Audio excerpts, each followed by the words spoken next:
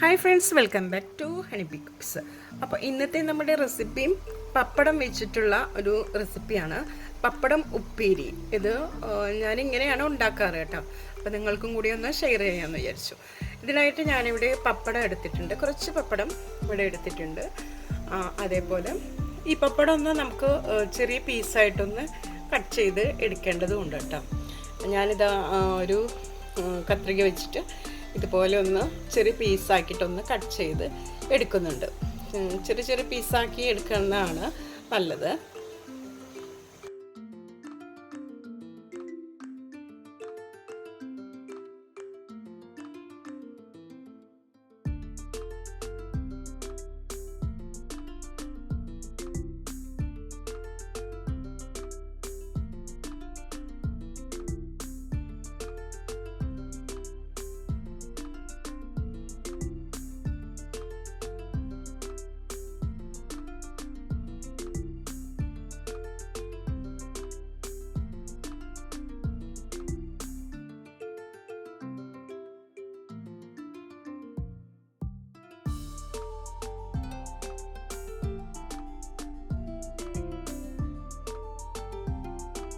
പിന്നെ ഇതിലേക്ക് ആവശ്യമായിട്ടുള്ളത് കുറച്ച് വറ്റൽമുളക് വേണം, അതുപോലെ വെളുത്തുള്ളി ആവശ്യമുണ്ട്, അതുപോലെ ഉള്ളി ആവശ്യമുണ്ട്. കുഞ്ഞുള്ളി ആണെങ്കിൽ അത് എടുക്കാം, അല്ലെങ്കിൽ സവാള എടുക്കാം. കുറച്ച് കറിവേപ്പില ഇവയ്ക്ക് ആവശ്യമായിട്ടുണ്ട് കേട്ടോ. പിന്നെ നമുക്കിതിലേക്ക് ആവശ്യമുള്ളത് ഓയിൽ വേണം, ഉപ്പ് വേണം, ഒക്കെ വേണം. ഇനി നമുക്ക് ഇത് എങ്ങനെയാണ് ഉണ്ടാക്കുന്നത് നോക്കാം.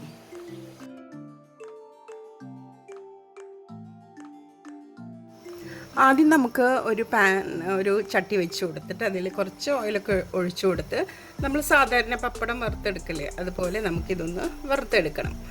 ഞാനിവിടെ ചെറിയ പീസായിട്ടുള്ള ഈ പപ്പടം ഇതിൻ്റെ പീസുകൾ ഇതിലേക്ക് ഇട്ട് കൊടുക്കുന്നുണ്ട് ഓയിലിലേക്ക്. എന്നിട്ട് നന്നായിട്ട് ഇതൊന്ന് ഫ്രൈ ആക്കി എടുക്കാം. ഇത് ഒന്നിച്ച് ഇതുപോലെ കുറച്ചധികമായിട്ട് ഇട്ട് കൊടുക്കാം കേട്ടോ. വലിയ പാനാണെങ്കിൽ കുറച്ച് എല്ലാം കൂടെ ഒന്നിച്ചിട്ട് കൊടുക്കാൻ പറ്റും. എന്നിട്ട് നമുക്ക് ഇത് ഫ്രൈ ചെയ്തത് എടുത്ത് മാറ്റി വയ്ക്കാം.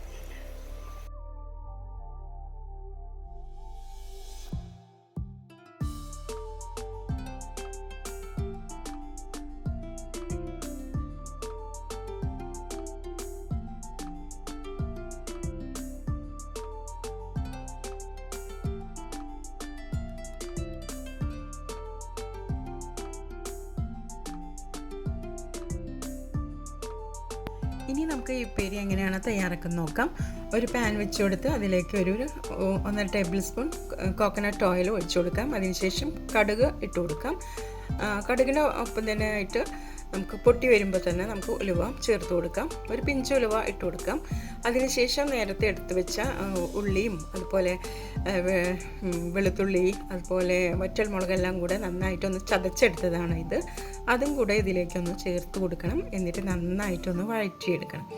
നമ്മൾ സാധാരണ ഉപ്പേരിയൊക്കെ ഉണ്ടാക്കുമ്പോൾ അതുപോലെ ചെയ്യാറുണ്ട്. അതേ ഒരു സെയിം മെത്തേഡ് തന്നെയാണ് ഇവിടെയും ചെയ്തിരിക്കുന്നത്. എന്നിട്ട് നന്നായിട്ട് ഇതൊന്ന് റോസ്റ്റായി വരുമ്പോൾ ഇതിലേക്ക് നേരത്തെ ഫ്രൈ ആക്കി മാറ്റി വെച്ച നമ്മുടെ ആ ഒരു പപ്പടം ഇതിലേക്ക് ഇട്ട് കൊടുക്കാം. ഒരു പിഞ്ച് ഉപ്പ് ഇതിലേക്ക് ചേർത്ത് കൊടുക്കാം. കാരണം ഈ ഉള്ളിയിലൊക്കെ ഒന്ന് ഉപ്പ് പിടിക്കാൻ വേണ്ടിയിട്ടാണ് അങ്ങനെ ചെയ്യുന്നത്. പപ്പടത്തിൽ പിന്നെ സാധാരണയായിട്ട് ഉപ്പുള്ളതാണല്ലോ. അപ്പോൾ ഇതിലേക്ക് ഒരു പിഞ്ച് ഉപ്പ് കൂടെ ഒന്ന് ചേർത്ത് കൊടുക്കണം. ഞാനിവിടെ ചേർത്ത് കൊടുക്കുന്നുണ്ട് കേട്ടോ. എന്നിട്ട് നന്നായിട്ടൊന്ന് മിക്സാക്കി എടുക്കണം. കുറച്ച് കറിവേപ്പില കൂടെ ഈ ടൈമിൽ തന്നെ ഇതിലേക്ക് ആഡ് ചെയ്ത് കൊടുക്കാം.